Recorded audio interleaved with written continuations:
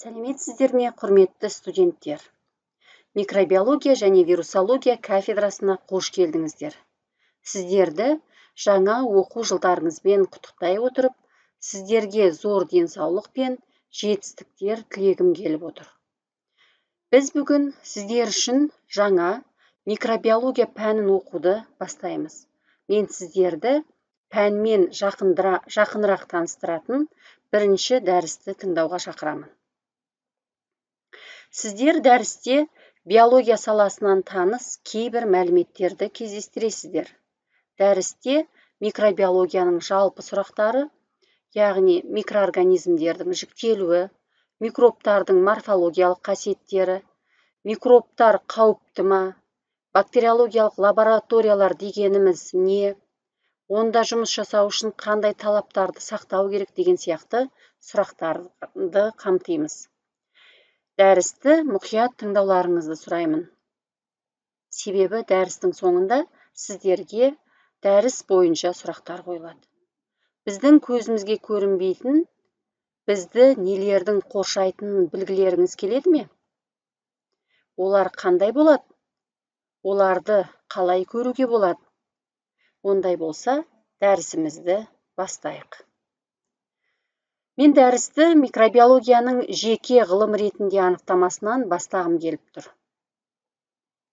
Микробиология бактериялар, вирустар, саңырауқұлақтар, қарапайымдылар сияқты көзге көрінбейтін микроскопиялық организмдерді зерттейді. Яғни, құралсыз көзге көрінбейтін, құрал деп отырғанымыз микроскопсыз көзге көрінбейтін өте ұсақ микроорганизмдерді зерттейтін ғылым саласы. Бұл пән биохимия, физиология, жасуша биологиясы, экология сияқты ғылымдардың іргелі зерттеулерін қамтиды. Ол эволюция мәселелерін және микроорганизмдердің ағзаға әсерінің клиникалық аспектілерін, иесінің әртүрлі бөгде агенттерге әсерін қамтиды. Микробтардың кездеспейтін жері жоқ. Олар мұхиттардың терең қабаттарында да, ауаның әртүрлі қабаттарында да кездесуі мүмкін. Көптеген микроорганизмдер топырақта мекендейді. Экожүйенің маңызды мүшесі болып саналады. Біздің тағамдарымызда және біз пайдаланатын түрлі заттарда да кездеседі.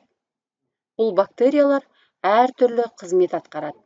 Біреулері паразиттік тіршілік етсе, кейбіреулері дәрілердің, витаминдердің синтезіне және вакцина дайындауға да атсалысатындары бар. Микробиология ғылым ретінде 3 бөлімге бөлінеді. Негізгі, оның өзінің бірнеше тарамдары бар. Қолданбалы бөлім, бұл әртүрлі саладағы микробиологияны зерттеумен айналысады. Мысалы, медициналық микробиология, фармацевтикалық, өнеркәсіптік деген сияқты. Және де 3-ші бөлім, басқа бөлімдер деп көрсетіп қойдық. Яғни ол астромикробиология, наномикробиология және болжамды микробиология бөлімдерін қамтиды. Микробиология ежелден белгілі. Эмпириялық зерттеулер кезінде Гиппократ миазмдар теориясын жасады. Ол органикалық заттардың шіруі кезінде пайда болатын миазмдардың эпидемия кезінде үлестерінің жоғары екендіктерін тұжырымдаған болатын. Бұл тұжырым, осы тұжырым бойынша тырысқақ, хламидиоз немесе қара өлім, яғни холераны, оба қоздырғышын айтып тұрмыз. Миазмдармен қоздырылған деп есептеді. Миазм деген сөздің өзі ежелгі грек тілінен аударғанда ластану деген мағынаны білдіреді. Сонымен бірге нашар ауа, ертеде айтылып жүретін түнгі ауа деген сөздер де осы мағынаның нышаны болып табылады. Фракастара деген ғалым инфекция инфекциялық аурулар және оның емі деген еңбектерінің бірінде эпидемия науқастардан тікелей немесе жанама қарым-қатынастар кезінде жұғатын не берілетін ұсақ бөлшектерден, тұқымдар яғни, туындайды деп санаған. Тұқымдар оның терминологиясында тірілерге қарағанда химиялық немесе атомдық элементтерге жақын деп көрсеткен. Сол кездің өзінде микроорганизмдердің өте ұсақ екендігін айтқысы келген. Орта ғасырда морфологиялық кезең басталды. Бұл кезең микроскоптың құрастырылуымен есте қалды. Микробиологтардың барлығы микроскоптың атасы Антон ван Левенгукты жақсы біледі. Осы кезеңнің соңына қарай 20 ғасырдың басында Дмитрий Ивановский деген ғалым вирустарды ашты. 19 ғасыр екі ғалымның жаңалықтарымен танымал болды.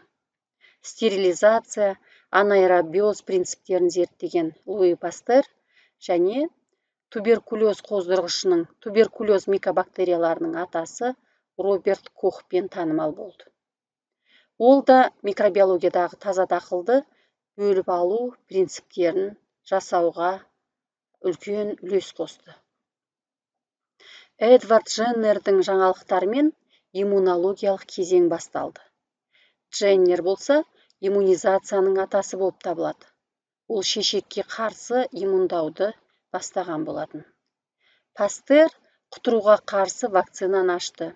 Мечников болса фагоцитарлық тұжырымды және жасушалық иммунитеттің теориясын тапты. Эрлих алғашқы антиденелер туралы айтып кетті.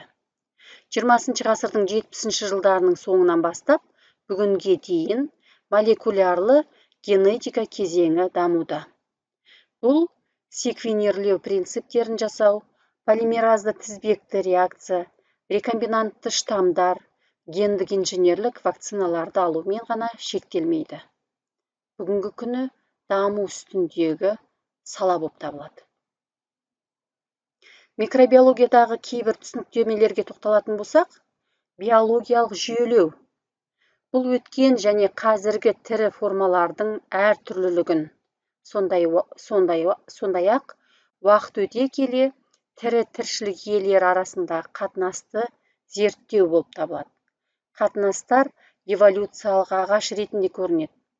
Синонимдеріне келетін болсақ, кладограммалар, филогенетикалық ағаштар, филогениялар, тағы да басқа. Номенклатура. Ресми түрде әртүрлі арнайы органдар жариялаған ережелер мен басымдар жиынтығымен реттеледі. Олардың әрқайсысы организмдердің белгілі бір түрмен айналысады. Осылайша, мысалы бактериялардың атауларын бактериялар номенклатурасының халықаралық кодексін қабылдайтын жүйелі бактериология жөніндегі халықаралық комитет реттейді. Классификация. Зерттеу немесе бақылау объектілерін олардың жалпы сипаттамаларына сәйкес топтау жүйесі. Таксономия биологиялық жіктеу ғылымы, яғни организмдерді олардың биологиялық белгілеріне сәйкес топтастыру. Таксон бұл организмнің немесе организмдердің бір немесе бірнеше популяцияларының тобы. Систематиктердің пікірінше бірлікті құрайды деп санайды. 1998 жылы Кавальер Смит жалпы патшалықтарды 8-ден 6-ға дейін қысқартты. Анималия, протозоа, фунги, планта, яғни глаукофиттер, қызыл және жасыл балдырларды қоса айтқанда. Хромиста, бактерия деген патшалықтарға қысқартты. Кавальер Смит пен оның қызметкерлері 2015 жылы жіктемені қайта қарастырды және оны жариялады. Бұл сызбада олар прокариоттарды екі патшалыққа бөлген бактериялар яғни эубактериялар және архейлер, археобактериялар. Үш доменді жүйе бұл 1990 жылы Карл Восс ұсынған биологиялық жіктемеде жасушалы тіршілік иелері, архейлер, бактериялар, эукариоттарға бөлінеді. Бастапқы жіктемелерден айырмашылығы бактериялардан архейлердің ерекшеліктері анықталған. Карл Везе РНК зерттеулерінің негізінде оларды үш үлкен топқа бөліп, оларды негізгі үш патшалық моделіне бөлді. 1990 жылы домен атауы берілді. Везе прокариоттарды ерте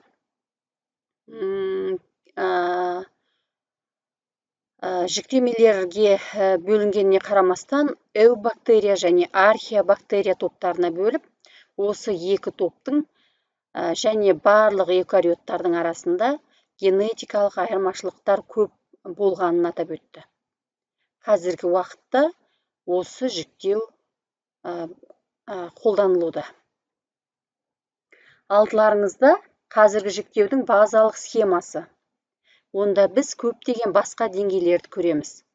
Номенклатура биологиялық жағдай негізінде микроорганизмдерді патшалықтан түрге жіктейді.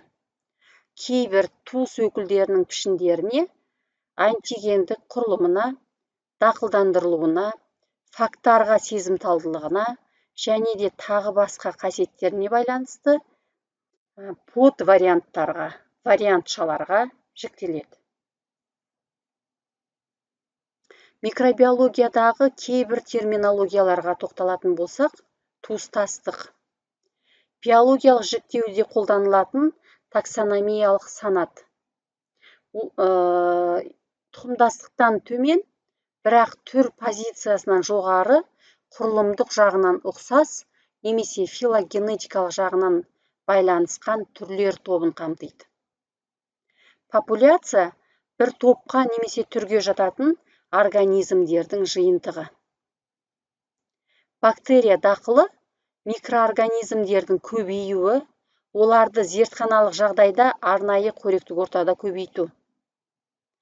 Штамм белгілі бір уақытта және белгілі бір жерде оқшауланған вирустардың, бактериялардың, басқа да микроорганизмдердің таза дақылы немесе жасуша дақылы болып табылады. Клон жыныссыз жолмен бір жасушадан алынған жасушалар мен организмдердің популяциясы. Олар генетикалық бір текті болып келеді.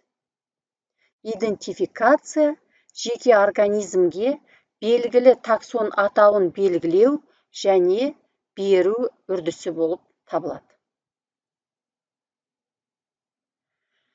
Организмдердің номенклатурасының атауының ағымдағы жүйесін 1735 жылы Карл Линней ұсынған болатын.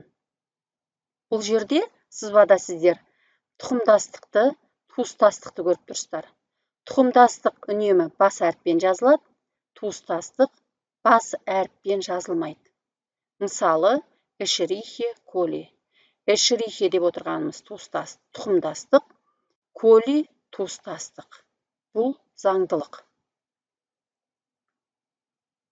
Бұл слайдта біз микробтардың морфологиялық қасиеттері, нақтырақ айтсақ, олардың пішіндері жөнінде әңгімелейміз. Жалпы микроорганизмдер пішіндеріне байланысты үш үлкен топқа жіктелінеді. Яғни шар тәрізділер. Дұрыс пішінді, дөңгелек пішінді, шар тәрізді микроорганизмдер, бұлар коктар деп аталады. Және де екінші топ, үлкен топ, таяқшалылар. Олар жаңағы спора түзуіне байланысты, таяқшаларының пішініне байланысты, екі ұшына байланысты, тағы да басқа қасиеттеріне байланысты ажыратылады бірінен бірі, немесе оларды кейде бациллалар деп те атайды. Және де сәл иілген үтірге ұқсас, немесе иректелген спиральға ұқсас ерекшелі бактерияларды ажыратуға болады. Патогенділігіне байланысты дүние денсаулық сақтау ұйымының патогенділік дәрежесі бойынша микроорганизмдердің 4 тобы ажыратылады. Бұл топтар жеке және қоғамдық қаупіне сәйкес анықталған. Микробтың қысқаша сипаттамасын қоса алғанда, яғни қауіп-қатер топтары төменгіден жоғары қауіп топтарына дейін жіктеледі. Еуразиялық экономикалық одақ аумағында патогенділіктің жіктелуінде микроорганизмнің атауы мен аурудың атауы бірге айтылады. Бұл жерге көңіл аударатын болсаңыздар, патогенділіктің бірінші тобында жоғары қауіпті, яғни оған оба қоздырғыш жататын болса, төменгі тобында, 4-ші тобында, яғни жеңіл инфекциялы аурулар, төменге қарай, мысалы стафилококктық астанулану сияқты инфекцияларды біріктірген. Көрсетілген слайдта вирустардың арасындағы патогенділік жіктелулер көрсетілген. Бұл жердегі сіздерге танымал бірнеше вирустардың атауларымен бірге бізге ең танымал покс вирустарды көруге болады. Покс вирустар, яғни нағыз шешек ауруын қоздыратын инфекциялардың қоздырғыштары патогенділіктің бірінші тобын қамтитын болатын болса, басқа да вирустардың іштерінде 4-ші топқа, мысалы, жедел респираторлы вирусты инфекцияларды қоздыратын, жоғары өлім көрсеткішіне ие эсновирустар менен коксаки вирустарын кездестіруге болады. Микроорганизмдермен қалай жұмыс жасау керек деген сұраққа осы слайд жауап береді. Яғни, осы слайдқа қарай отырып, біз микроорганизмдермен жұмыс жасау үшін қандай бөлімдердің болуы керек деген сұрақтардың жауабын аламыз. Әрине, бұл жерде арнайы зертханалар қажет. Бактериологиялық зертхананың құрылысы үшін қандай сипаттамаларды ескеру қажет? Зертханалардың құрылымы әртүрлі болады. Олар микроорганизмдердің түріне және де жоғарыда айтып кеткендей патогенділік дәрежесіне байланысты болу керек. Слайдта патогенділігі 1-ші және 2-ші топтағы микроорганизмдермен жұмыс істеу кезінде 3 аймаққа бөлінген зертханада жұмыстың жасалу керектігі көрсетілген. Яғни, бұл жерде таза аймақ, шартты таза аймақ, жұқпалы аймақ деп бөлінген. Жұқпалы инфекциялық аймағында виварий мен полимеразды тізбекті реакция үшін контагиозды блоктан тұрады. Бұл аймақтар қауіпті бактериялардың таралуын тежейді. Келесі, патогендік бактериялардың 3-ші және 4-ші топтарымен жұмыс жасау зертханасында бөлмелерді орналастыру және аймақтарды бөлу ережелері қатаң сақталмайды. Себебі бұл жерде қауіптілігі төмен инфекциялармен жұмыс жасалады. Онда әкімшілік жұмыстарға арналған материалдар мен шкафтарға арналған таза аймақ, бактерияларды оқшаулауға арналған аймақ, ыдыстарды зарарсыздандыруға және қоректік ортаны дайындауға арналған аймақ және полимеразды тізбекті реакцияларды дайындайтын бөлімдер қарастырылуы керек. Вирусологиялық зертханада 2 аймақ бар. Әкімшілік жұмыс үшін таза аймақ және вирустармен жұмыс жасауға арналған жұқпалы аймақ. Бұл жердің өзінде қарап отырсаңыздар, арнайы бөлімдер болады. Міндетті түрде, яғни вирустармен жұмыс жасайтын арнайы бөлмелер. Келесі паразитологиялық зертхана құрылысына тоқталатын болсақ, онда да 2 аймақ бар. әкімшілік жұмыс үшін таза аймақ және паразиттермен жұмыс істеу аймағы. Бұл жерде сіздер көріп отырғандай гельминтологиялық зерттеу бөлмелері, серологиялық зерттеу бөлмелері, экспресс әдістерінің бөлмелері, тағы да сол сияқты бөлімдер болуға тиісті. Осылайша біз пән бойынша алғашқы кіріспе дәрісті аяқтадық. Сіздер микробиологияның тарихы, оның негізгі кезеңдері, микробтардың жіктелуі, олардың морфологиялық қасиеттері, микроорганизмдердің әртүрлі түрлерімен жұмыс жасайтын зертханалардың құрылымы туралы біраз мәліметтермен таныс болдыңыздар. Назарларыңызға рахмет.